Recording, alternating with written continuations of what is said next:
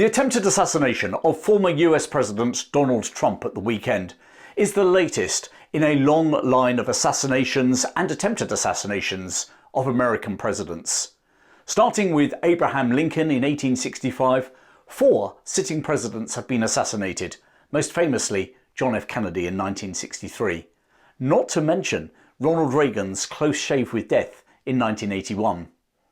In light of recent events, Tom, a member of my supporters club, got in touch to ask if any British Prime Ministers have ever been assassinated. The answer, Tom, is just one, way back in 1812. On the 11th of May that year, Spencer Perceval was shot dead in the lobby of the House of Commons. This is the story of that largely forgotten moment in British history. Tory Prime Minister Spencer Perceval was born in 1762, the second son from a second marriage of an Anglo-Irish peer. Educated at Harrow and then at Trinity College, Cambridge, young Spencer was way down the list to possibly inherit his father's wealth. And so he embarked upon a legal career. Training at Lincoln's Inn, he was called to the bar in 1786. By all accounts, he was a talented lawyer and was appointed King's Counsel, KC, when he was just 33, which is still pretty hard to achieve even today. By then, he had also made a name for himself in political circles, as a supporter of the Prime Minister, William Pitt the Younger, and also the author of a powerfully argued pamphlet calling for the impeachment of former Governor-General of British Bengal in India, Warren Hastings. Also by then, he'd eloped with and married Jane Wilson. Spencer and Jane would enjoy a happy 21-year marriage. They'd also enjoy a very fruitful marriage. Jane gave birth to 13 children, of whom all bar one would reach adulthood, no mean feat in those days. Shortly before his 34th birthday, in 1796, Spencer Perceval was elected to Parliament, representing Northampton. Actually, the 1796 election was his only contested election. For the rest of his parliamentary career, he would be returned unopposed. His barrister's debating skills made him a rising star in the House. Within 6 years, he'd been promoted to Attorney General, the government's chief legal advisor. It was a position that he'd held for 4 years, initially under Prime Minister Henry Addington, before serving under William Pitt the Younger in his second administration. Originally, William Pitt had been appointed Prime Minister at the age of 24 back in 1783.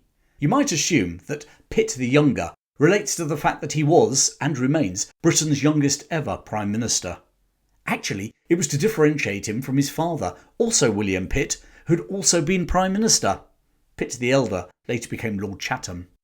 William Pitt the Younger's second term as Prime Minister was a brief tenure, lasting from 1804 to 1806. When in 1806 Pitt died, aged just 56, Perceval refused to serve in a new government, as it included his arch-enemy, the radical James Fox. Instead, he led the Pitt-supporting Tory MPs in opposition. As the de facto leader of the opposition, Perceval was called upon to use his legal skills to defend the estranged wife of the Prince of Wales. Princess Caroline's marriage to George, Prince of Wales, later King George IV, had always been a loveless relationship, and that's one of the kinder descriptions.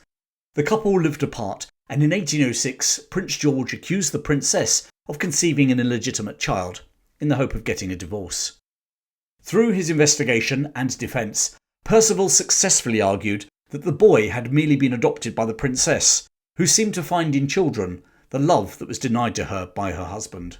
The story of that tempestuous marriage is told in one of my other YouTube videos, all about George's completely anarchic coronation in 1821, when he actually hired bare-knuckle fighters to prevent Caroline getting into Westminster Abbey for the coronation service. It really is worth a listen, and I'll post a link in the description.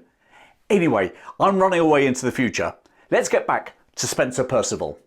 The year after his successful defence of Princess Caroline, a new Tory government was formed under the Duke of Portland in 1807. Despite arguing that he had no knowledge of finance, Perceval was appointed Chancellor of the Exchequer, and for the non-Brits, that's the equivalent of Finance Minister. As Chancellor, he was responsible for pushing the Orders in Council through Parliament. The Orders in Council restricted trade between neutral nations and Britain's enemy at the time, Napoleonic France. He also gave enthusiastic support to the abolition of the Slave Trade Act, which I mentioned in my recent episode about the Royal Navy's West Africa Squadron. After just 2 years, Portland resigned following a stroke. As ever in politics, there was an unedifying sight of all the senior government ministers jockeying for position, trying to get the top job. This also brought several feuds within the Tories to the surface, not least between future Prime Minister George Canning and the future Foreign Secretary Lord Castlereagh. In the end, the cabinet backed Perceval as the compromise candidate. On the 4th of October 1809, he kissed King George III's hand and was appointed Prime Minister. It was a post he would hold for the next 2.5 years, and for the whole of that period he also continued as Chancellor of the Exchequer. As Prime Minister, Perceval had his work cut out, not least having to work with his old enemy, Prince George, to establish the regency, whilst the king was, to use the term of the time, mad. Despite their differences and George's support for the opposition, he kept Perceval as Prime Minister. The Napoleonic War was also keeping him busy. It's to Perceval's credit that despite calls in Parliament for a complete withdrawal, he continued to support Sir Arthur Wellesley's campaign in the Peninsular War. Perceval also managed to do so without raising taxes. Domestically, the orders in council, while sanctioning France, were also having a negative effect on Britain's trade, and that was leading to hardship, not least in the working class.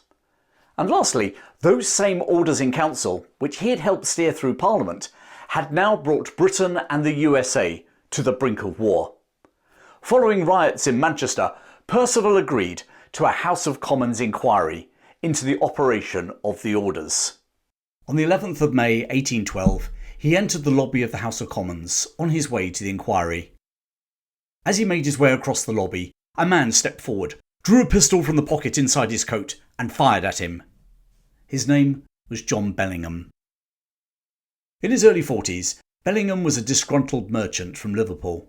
Some years before, whilst working in Russia, he had been imprisoned by the authorities, who claimed that he was liable for a debt of a colleague. Appealing to the British ambassador for help, he was told the British would not intervene in a civil matter. He was on his own. Stuck in a prison in the port of Archangel, north of the Arctic Circle, for almost a year, when he was released, rather than heading back to Britain, he instead travelled to the Russian capital of St. Petersburg. And there he laid charges against the Russian authorities for false imprisonment. The outraged Russian government now imprisoned him for 3 years. Finally released in 1808, this time he did return home and demanded compensation from the British government for failing to represent him properly. His petitions, however, had all been politely turned down. And there matters rested. But only for a while. John Bellingham was a man on a mission. In December 1811, he returned to London from Liverpool and once more took up his campaign for compensation. He appealed to the Prince Regent and then wrote to every member of Parliament, but to no avail. On the 18th of April 1812, he met a Treasury official, Mr. Hill, and informed him that if the situation wasn't resolved, he would take matters into his own hands. Not realising the potency of the threat, Mr. Hill told him to take whatever action he chose, but there would be no compensation. 2 days later, Bellingham purchased 2 pistols from a gunsmith and had a tailor sew a large pocket inside his coat. On the 11th of May 1812, he made his way to Parliament and hung around in the lobby. He didn't arouse any suspicion, as he had been there many times before, lobbying anyone who cared to listen, and those who didn't, for compensation. Meanwhile, the inquiry into the operation of the orders in council had begun at 4:30. An opposition, Whig MP, demanded that Perceval should be present, and a message was sent to the Prime Minister requesting his attendance. At 5:15 p.m, he entered the lobby of the House of Commons. He walked towards the room hosting the inquiry. Bellingham suddenly stepped in front of him, pulled a pistol from that specially made inside pocket of his coat, and shot Spencer Perceval in the chest. The Prime Minister was carried to an adjoining room, but by the time a doctor arrived shortly afterwards, he was pronounced dead. Meanwhile, Bellingham calmly sat in the lobby during the ensuing pandemonium. As someone present later said, had he walked out, no one would have stopped him. As it was, sitting there in the lobby, somebody did point him out, and Bellingham was arrested. Announcing that he had rectified a denial of justice from the government, he was taken into custody. News of the assassination quickly spread and provoked a mixed reaction. The authorities feared it might be the start of a revolution, whilst many workers saw it as a blow for freedom. As Bellingham was bundled into a carriage, many cheered and tried to shake his hand. Indeed, the authorities feared that the carriage would be mobbed and Bellingham released, and so they rushed him back into the Houses of Parliament. Finally, it required a military escort to clear the route to Newgate Prison.